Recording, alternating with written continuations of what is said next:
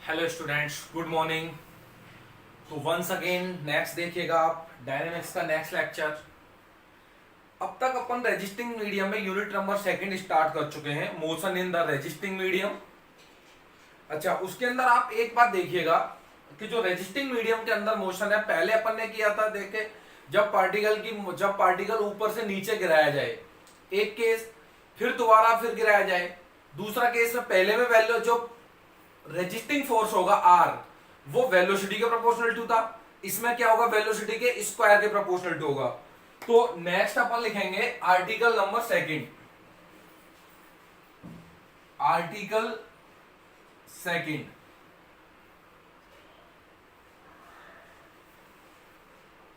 सही है ना।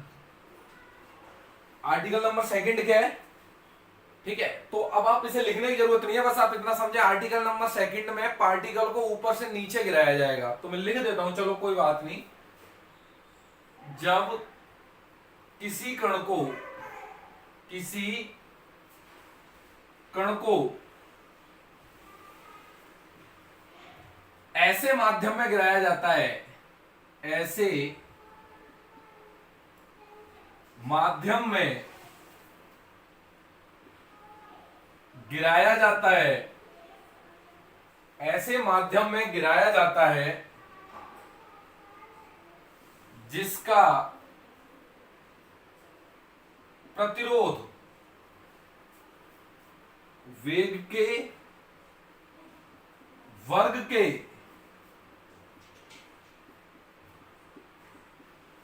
समानुपाती है। तो कण की गति की विवेचना करो, तो कण की गति की विवेचना करो। एक्सप्लेन द मोशन, ठीक है। इंग्लिश में when a particle is drawn, ठीक है, in a resisting medium in which resisting force is proportional to square of velocity, then explain the motion। ठीक है कि नहीं है। एक ऐसे मीडियम में गिराया जाता है जिसका जो वेलोसिटी का वहां प्रोपोर्शनल टू है और यहां स्क्वायर के प्रोपोर्शनल टू है। तो इसका सॉल्यूशन देखिएगा। सॉल्यूशन क्या है, किसी पार्टिकल को माना ओ पॉइंट से नीचे गिराया गया है, ठीक है, वो पॉइंट से गिराया गया है, टी बराबर 0 है। यहां पर समय का मान कितना, 0। चलता चलता किसी समय टी पर पी बिंदु पर आ जाता है। पी बिंदु पर दो बल काम करेंगे, एक तो कण का भार mg करेगा, वो नीचे की ओर करेगा, और गति के विपरीत में एक फोर्स लगता है जिसे रेजिस्टिंग फोर्स बोलते हो, आर। होगा कितना, एम के वी स्क्वायर। बता दिया था कल आपको, वहां एम के वी था, एम के वी स्क्वायर है ओनली। पी पॉइंट की जो डिस्टेंस मान ली मैंने, वो डिस्टेंस अज्यूम कर ली x है। ये डिस्टेंस कितनी बेटा, x है। तो बताओ t बराबर 0 पर x का मान भी कितना होगा, 0 होगा। And velocity also equal to 0। क्यों, क्योंकि गिराया गया है, पार्टिकल गिराया गया है, ठीक है ना। Let at any time t particle at a point P, कहां पर है, एट पॉइंट P पर है। Then there are two forces,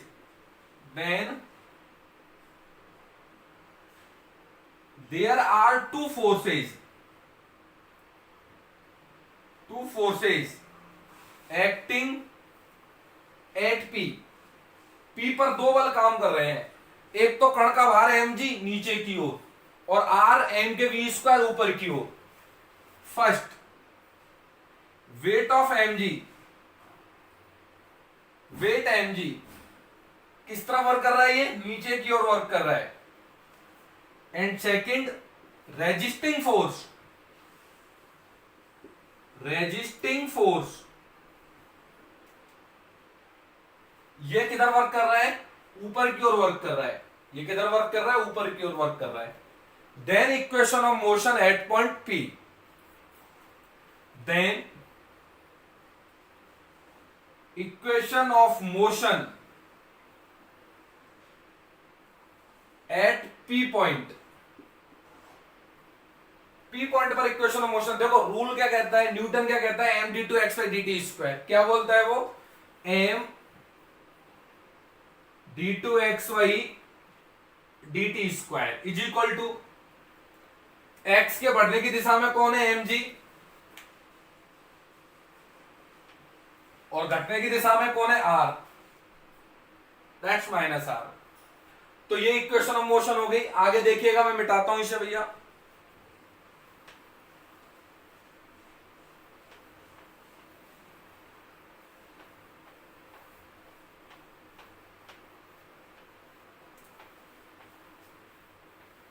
देखो आप लोग, सिर्फ लास्ट की इक्वेशन लिखी नजर आएगी आपको, बाकी सारा मिटा दिया। आर की वैल्यू रख दीजिएगा।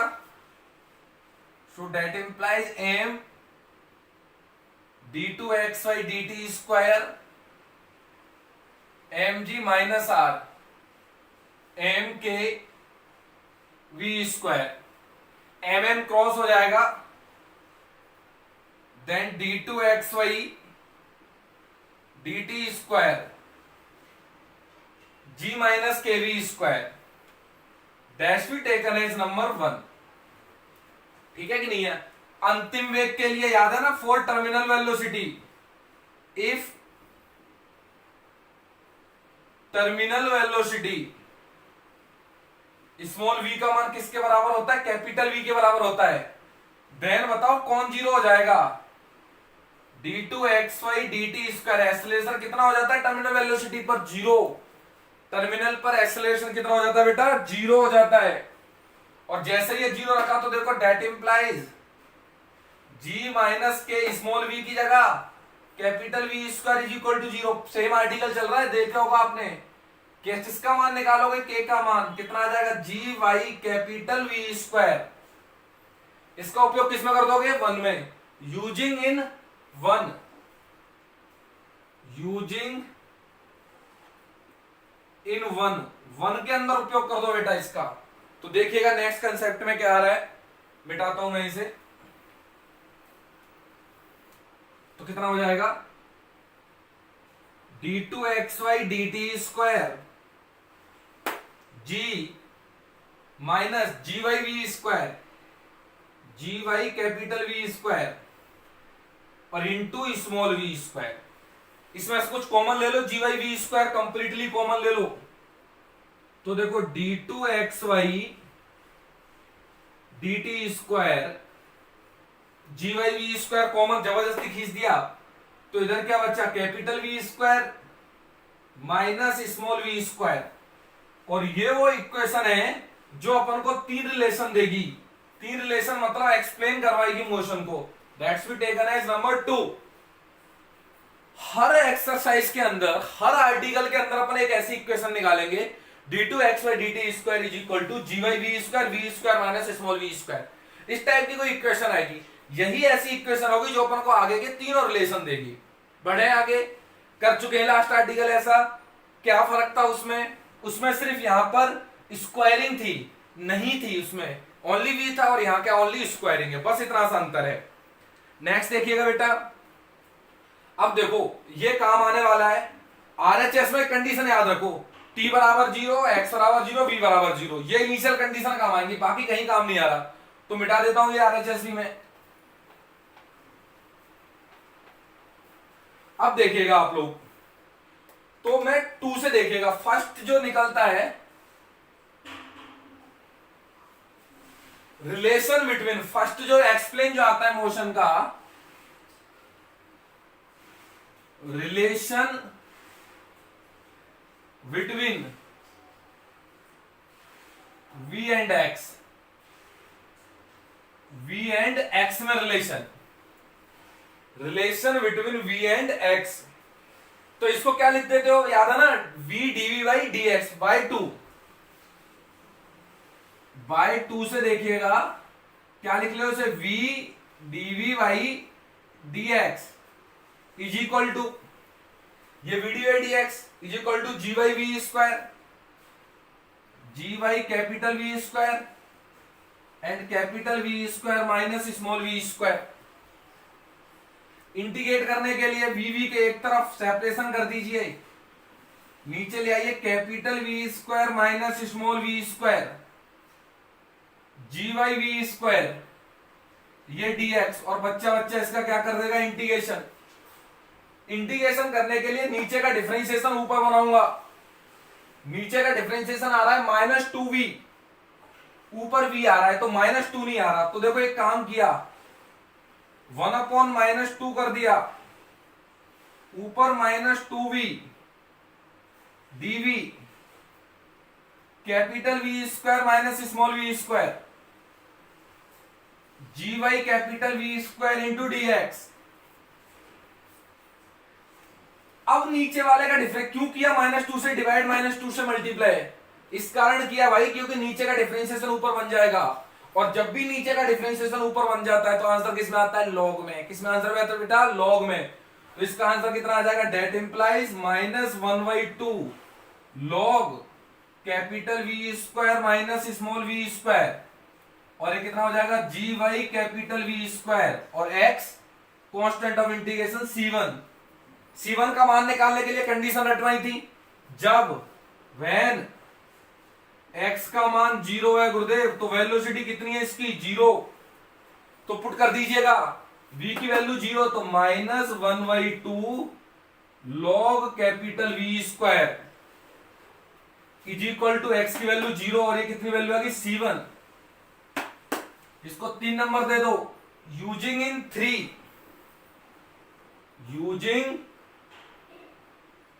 इन 3, गुरुदेव 3 के अंदर यूज कर लो इसे, तो देखो रिजल्ट क्या निकल के आ रहा है मेरे पास। मिटाता हूं इसे एलएचएस में,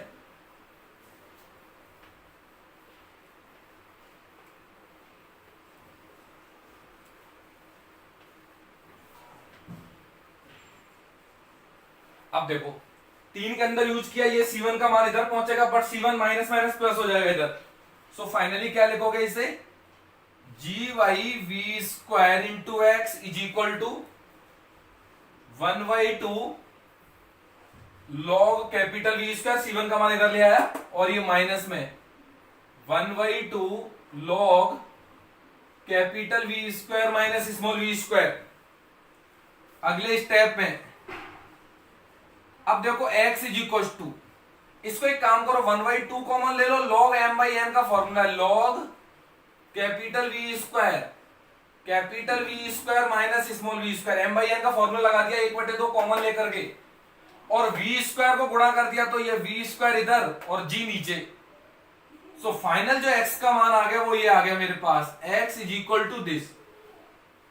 उम्मीद करता हूं आप लोगों को ये समझ में आया होगा, नहीं आया तो कैलकुलेशन तो मेहनत कर ही सकते हो। वैसे ये आर्टिकल क्लास के अंदर जब मैं कराता हूं तो इसे होमवर्क में देता हूं, स्क्वायर वाले को, सही है कि नहीं है, प्रोपोर्शनलिटी को कराता हूं और इसको क्लास में देता हूं, बट तब भी आप लोगों की खुशी के लिए एक बार मैंने ये वर्किंग कर दी। अच्छा ये हो गया है, इसे नंबर दिए 3 और ये नंबर कितना आ गया 4। तो फर्स्ट एक्सप्लेन हो गया relation between v and x, तो v एंड x के अंदर रिलेशन आ गया बेटा। अब जो सेकंड रिलेशन निकलेगा, सेकंड रिलेशन आपको पता है किसमें निकलता है, relation between v and t, और यहां से जो फॉर्मूला है d2x/dt², इसका कौन सा फॉर्मूला यूज करोगे, dv/dt, तो बाय 2 से बस इतना चेंज आएगा, वी यूज इट dv/dt, और नीचे का पूरा मिटा रहा हूं। क्यों यूज आएगा भैया, त्वरण का फॉर्मूला 3 बताए थे, पहला d2x/dt², फिर v dv/dx, और फिर ये तीसरा v dv/dt। अब मिटा दो पूरा नीचे,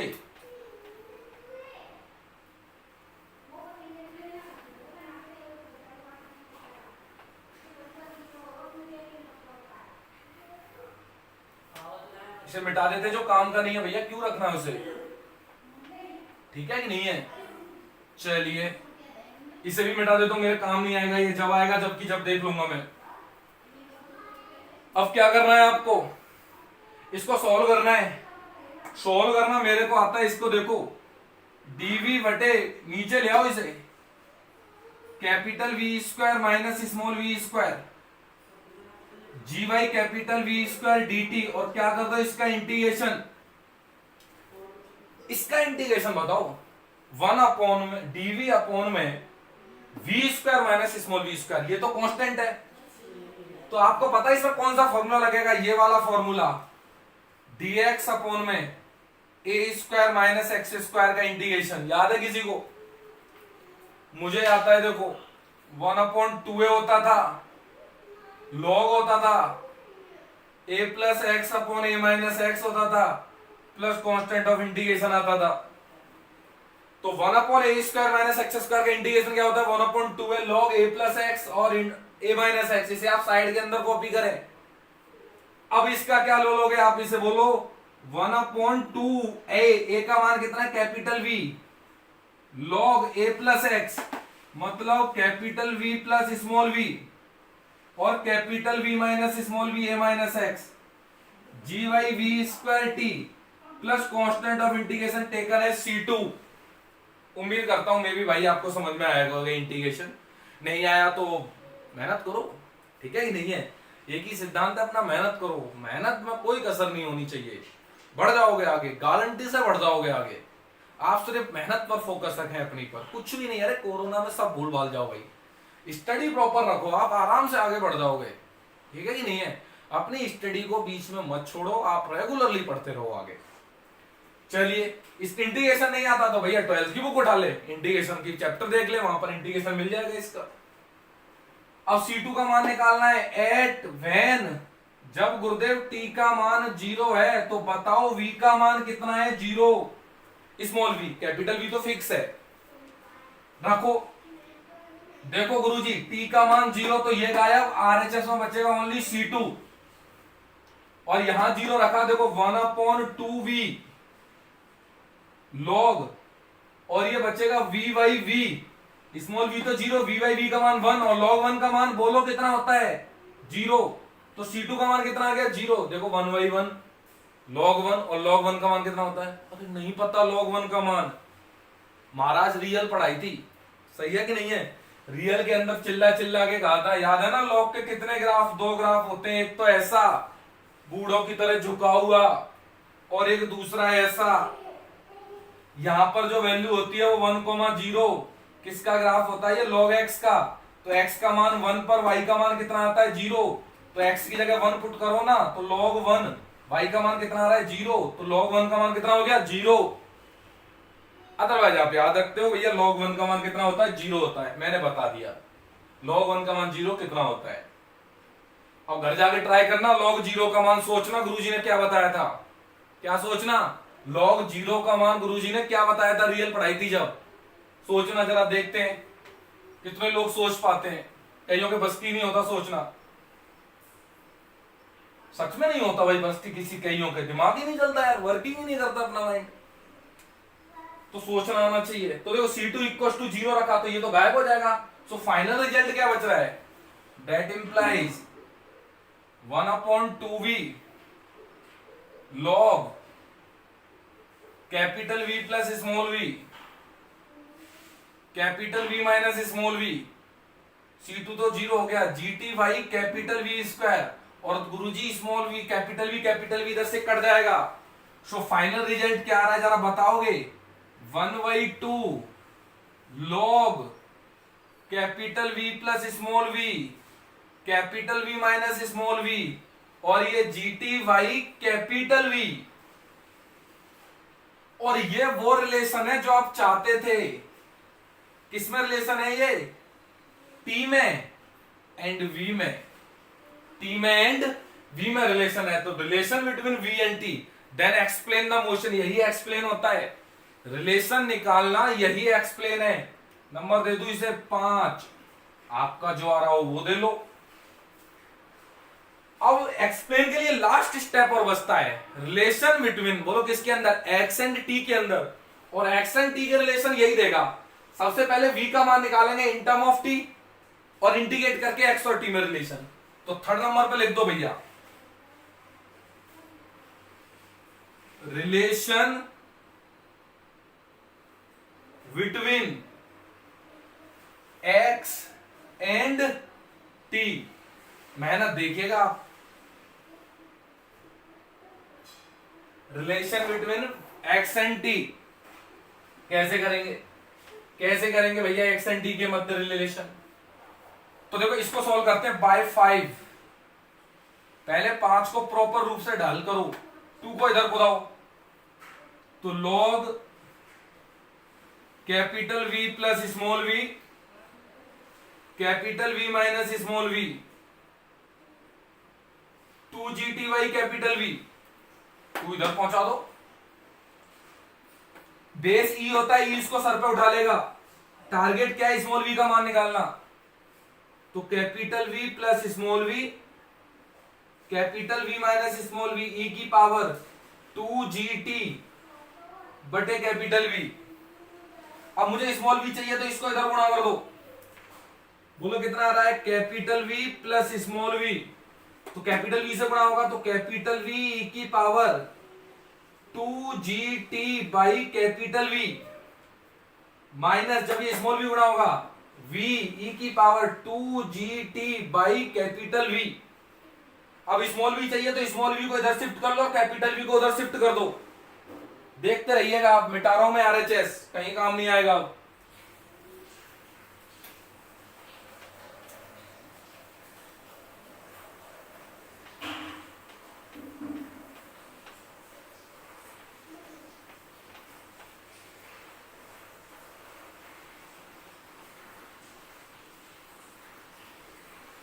ठीक है, तो स्मॉल वी इधर आ गया, कैपिटल वी को उधर शिफ्ट कर दो। दैट इंप्लाइज स्मॉल वी फिर कॉमन भी आ जाएगा, माइनस माइनस उधर प्लस में हो जाएगा।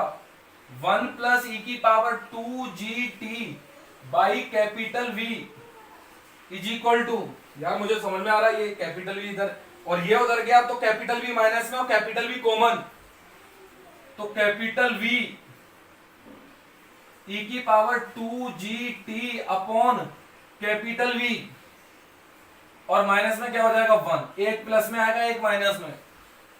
लेकिन गुरुदेव मुझे तो केवल स्मॉल वी चाहिए था, तो उसको उधर शिफ्ट कर दो, तो कैपिटल वी इंटू ई की power 2GT upon we minus 1, और नीचे 1 प्लस ई की पावर 2GT अपॉन वी।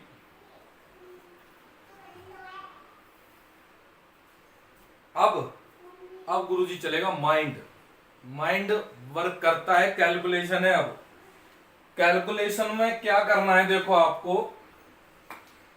देखना जरा थोड़ा सा आप, small v is equal to capital V, ये e की पावर 2GT, क्या इसे ऐसे लिख लू, GT by V into E की पावर GT बाई V। सोच जाना जरा, ये -1, जरा बताना सही लिखा है गलत, e की power GT by V into E की पावर GT बाई V। सोचो सही है गलत है, सही है बिल्कुल भाई। जोड़ोगे बेस सेम है, घाते जुड़ जाएंगी, फिर से 2GT बाई V, और बेस सेम है, घाते जुड़ जाएंगी 2GT बाई V। एक GT बाई V कॉमन ले लो, एक e की power GT by V common ले लो और काट दो, तो क्या बचेगा, small v is equal to capital V।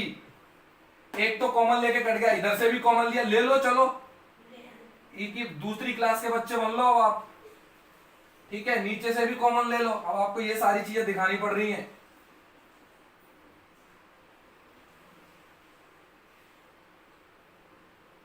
ये चीज कॉमन लेना नहीं जानते, इसमें से कॉमन, इसमें से कॉमन, ऊपर से कॉमन लिया तो इधर कौन बचा, ई की पावर GT बाई V, और ये जब नीचे जाएगा, एक जब नीचे जाएगा तो ऊपर जाके माइनस में ई की power minus GT by V।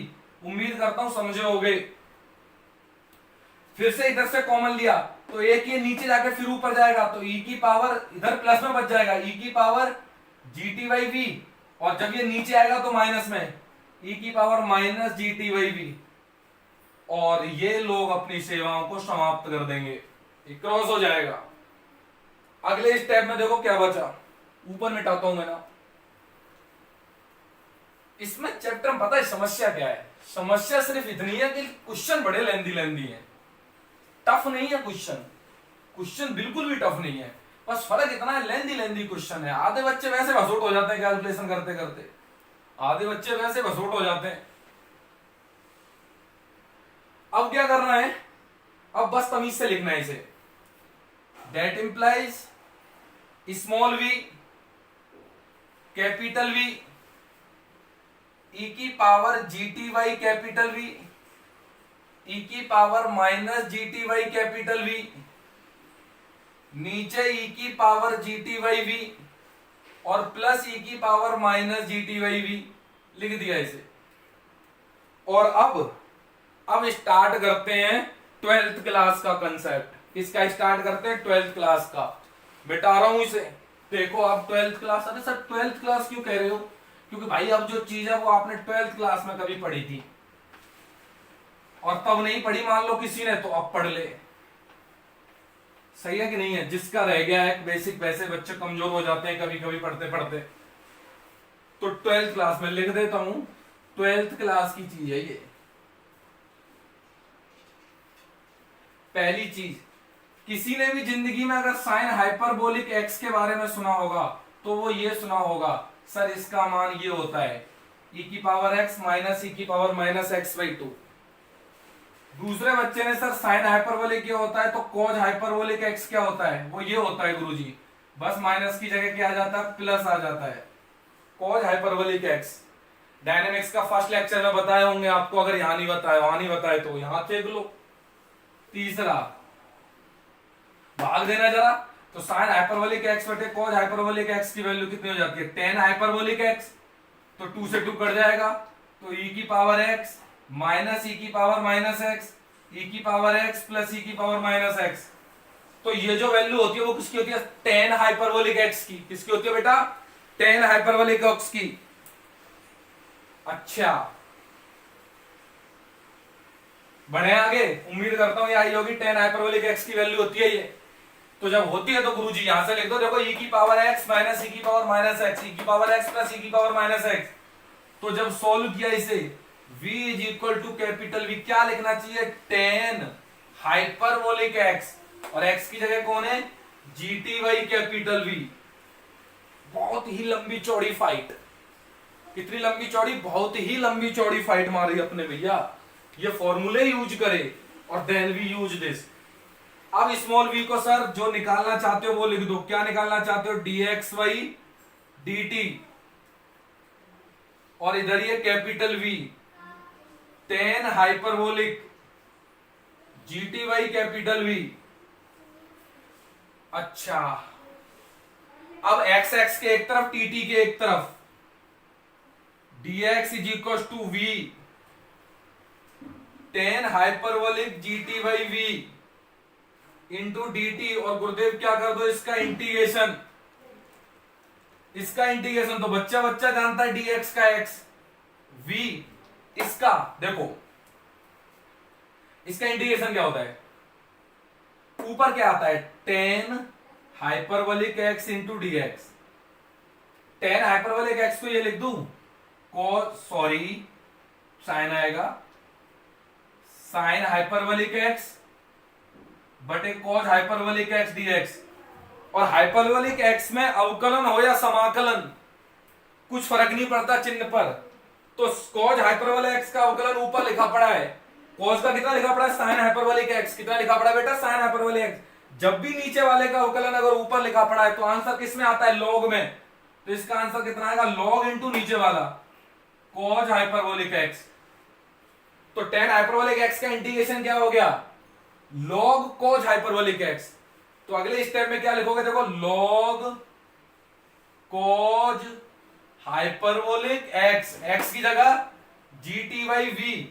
Sir coefficient क्या आएंगे? GY कांस्टेंट है, तो किस में आ जाएगा? भाग में। किस में आ जाएगा? भाग में आ जाएगा GY plus constant of integration C2 plus C3 ले ले भाई।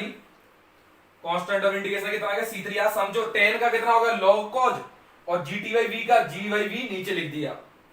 अब कुछ नहीं है, इसको कैलकुलेट करते हैं थोड़ा सा। इनिशियल कंडीशन निकाल के C3 का मान निकालते हैं। देखो कैसे निकालेंगे।